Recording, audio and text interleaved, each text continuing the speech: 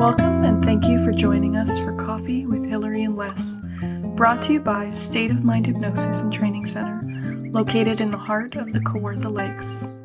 This is our almost daily community podcast about the mind and how you might change it in the most simple and helpful ways. Every day we sit, staring at the lake and sipping our coffee, having a chat about hypnosis and how to make those meaningful adjustments to our state of mind. Because nothing is more important than your state of mind. Good. Well, today we started really our morning coffee with you talking about music you were listening to or using while you were meditating this morning. And I just thought, well, that'd be a good topic for us to talk about. Music and its impact on the mind. Mm-hmm. Which most people are already familiar with, using music to improve their mood and improve their general disposition and, to motivate them and things like that. Yeah. But I thought, apart from people playing their favorite music, maybe we could talk about music that helps the hypnotic state, that helps the mind balance out.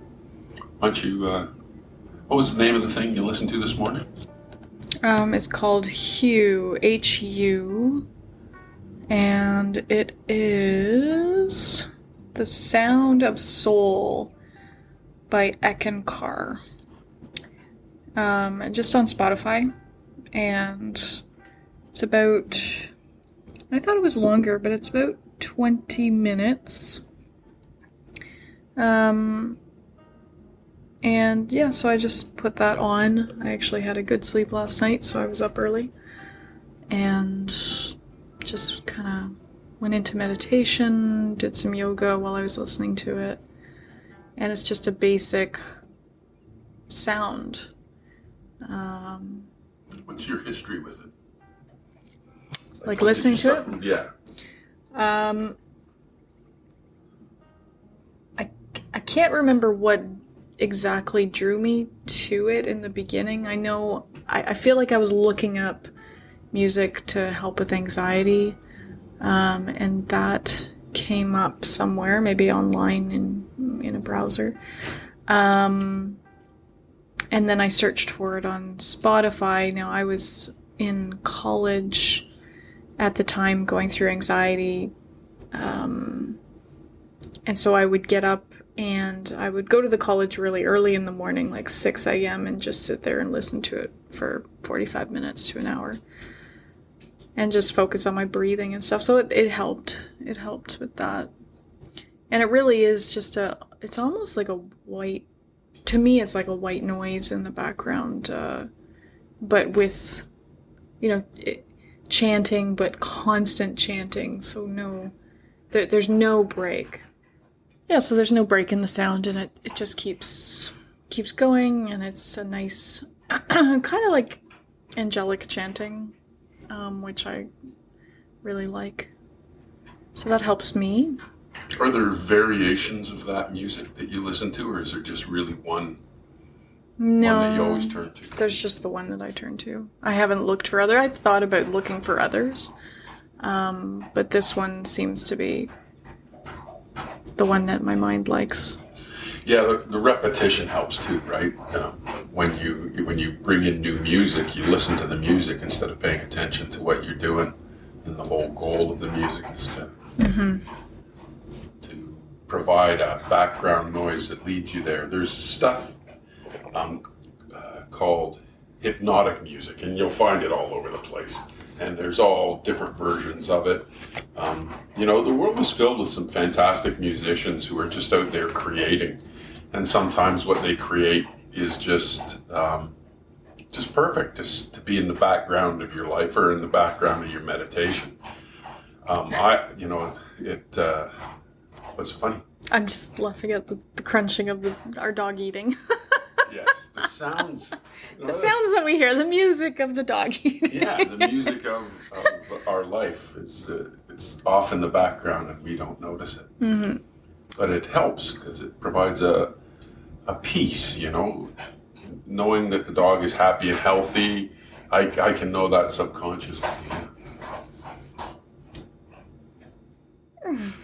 Now she just turned to look at me. Are you listening to me?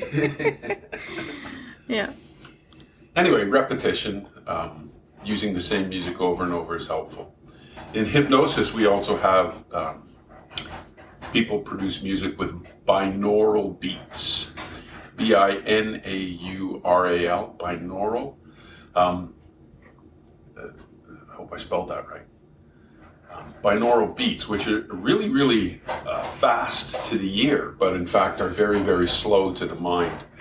The mind hears them and tries to synchronize with them. And so they're at that alpha frequency. The beta state that most of us are in our conscious mind, where we're living most of our day, it's fast, it's short wavelengths, and it's erratic. Because the world comes at us in a million different ways, and we have to adjust. The idea of moving into the alpha state is to sort of slow our mind and more regularize those wave patterns, and that takes us further into the theta state. The alpha state is the gateway to the theta state. So you can get this music that do you see it in front of you? Mm-hmm, yeah. So spell it. binaural. Hope I spelled it right. Anyway, now you know. Binaural beats, and what they do is they induce your mind, your brain, to move towards the theta state, and in moving your brain waves there, it aligns your mind and helps you get into a deeper state more quickly. Binaural beats are cool because you can put them underneath other music that you want to listen to. So you'll find on Spotify or wherever you're looking, you'll find there's all kinds of music that has binaural beats in the background. You can also just get pure binaural beats. So much of this stuff is available online so easy. We use at the beginning of the podcast, and I'll put some samples in here when we mix this podcast down. We use what's called royalty-free music. There's a number of really incredible musicians out there who create music, they put it online, and they sell it. And they sell it to people like us doing podcasts, or hypnotists who are using it in their office. And you don't have to pay a royalty when you use it. And there's some really creative stuff. Fundamentally, when you're using music, you want to find something, when you're trying to use it for things like self-hypnosis and meditation, you want to find music that doesn't have a beat. You want to find music that's just tonal.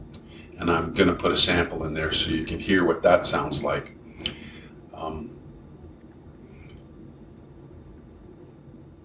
Hilary, why do you like music?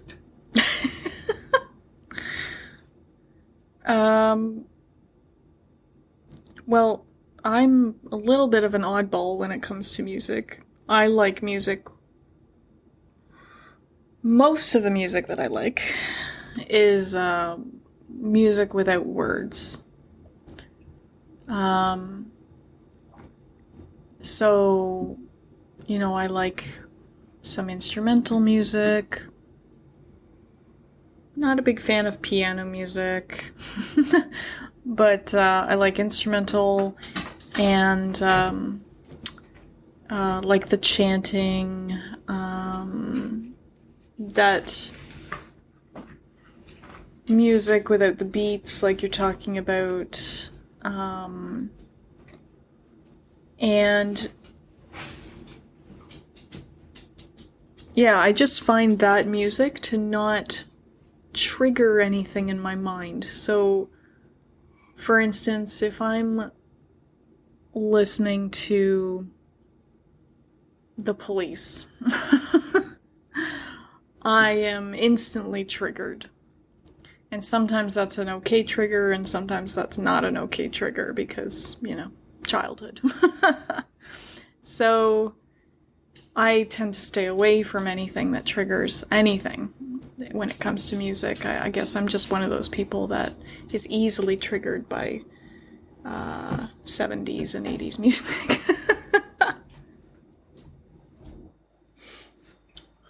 Yeah, music is an incredible memory stimulator. It's positive and negative. People will use music that way. They go back to their longtime favorite song when they feel a sense of yearning or imbalance or confusion. They'll dive into music that way. Yeah, for me, music is this thing that communicates ideas, communicates in ways that words can't. It communicates things that words can't. It emotionally binds us, right? It draws us in, or it repels us, right? It's not a passive thing. When music comes on, you either are drawn to it or you are, repulsed by it. And people have their own tastes. There's no right or wrong. But when I think about the spectrum of, how do I go from being in a alert and anxious state where my attention is on everything around me that I have concern might, in some way or another, attack me, hurt me, cause me harm, that kind of emotion, that idea of fear, it's incredibly valuable in a world where there are lots of things that could do you harm. But having your fear state turned on all the time is bad for your body. It's bad for your mind. It becomes a habit that you can't get away from. And any kind of tool that can take you away from your fear, or more importantly, can help you drain away the accumulated feelings of fear. Because that really is, anxiety is just fear stacked on fear to the point where you don't know what you're afraid of. You're just afraid. To have something like music to turn to, in some cases, to just draw you away from those thoughts into better thoughts.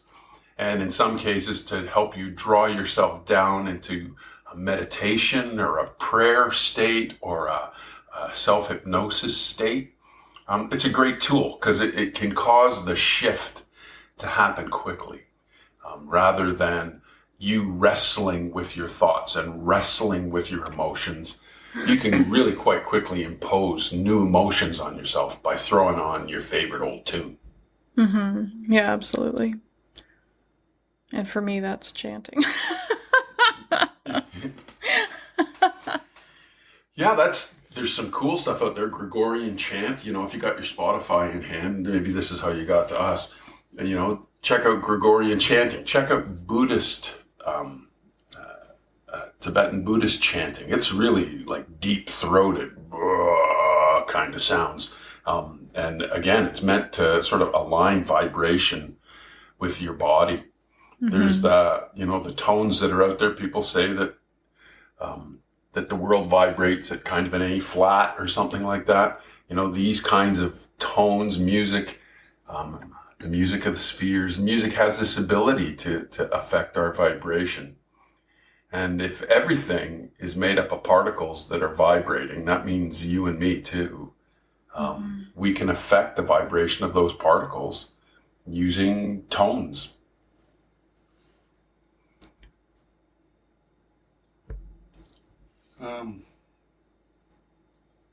I'll put some samples in this stuff. I'll see what I can find in the royalty-free world.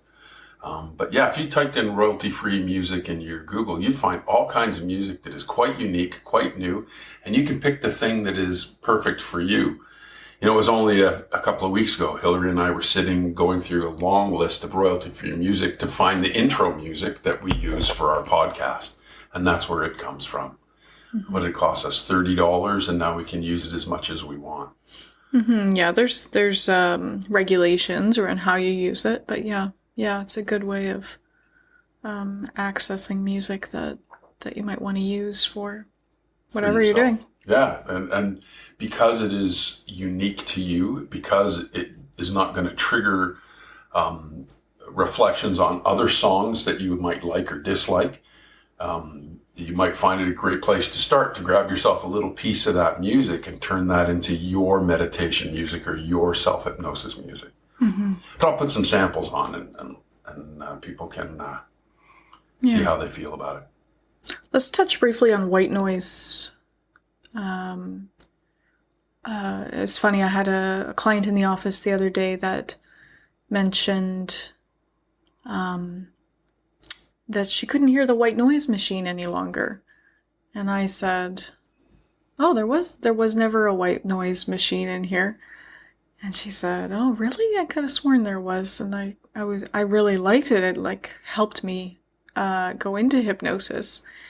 And I realized right away that it was our furnace. And it was the sound of the air moving out of the vents. And so we got that turned back on. But yeah, white noise. What would you say white noise? Ocean sounds, kind of like a sound. Yeah, ambient sounds. There can be sounds that you like the sounds of nature or the sounds of the ocean. And there can be sounds that are just a hiss, which is what white noise is, and it just seems to mask a lot of other sounds. Yeah. Yeah. It's interesting stuff, right? Because the sense that you use to wake up, for most people, waking up is a process of acknowledging sounds first. Your eyes are still closed. Your skin is just touching the warmth of your bed. So it's almost non-existent, but it is the sounds that bring us into consciousness, into awareness. When we want to wake somebody up, we call their name, right? It's just sound is that thing that takes us in and out of sleep, and it's the thing that you can use to manipulate, if you want, for lack of a better word, manipulate your level of awareness, your level of focus, attention. Mm-hmm. Yeah.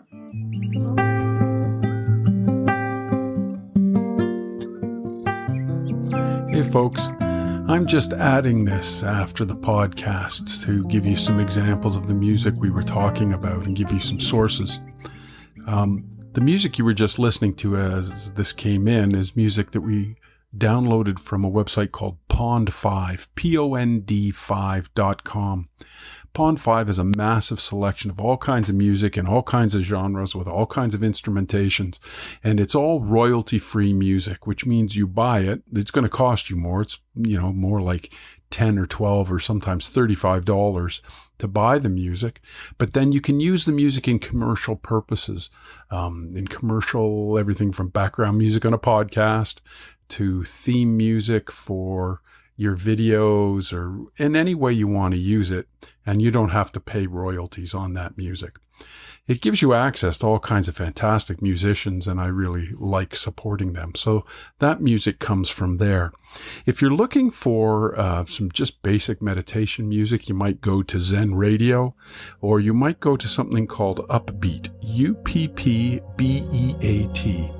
which is another royalty-free download, and they have a lot of free downloads there that you can use for meditation music. There's a limit to how much you can download per month, but you can get the free account. Of course, if this is really important to you, you can pay for that account. So there's the most common music we use is music we received as essentially a gift from our trainers way back when we became hypnotists. This is music that is used to support any kind of hypnosis. What makes this music unique is that it doesn't really have a beat. Although there's a sense of cadence, it's really built on intervals where you just move up fifths and thirds and back down again. Sometimes you move into a minor third or something like that. But it's really tonal, and it doesn't have a tempo per se.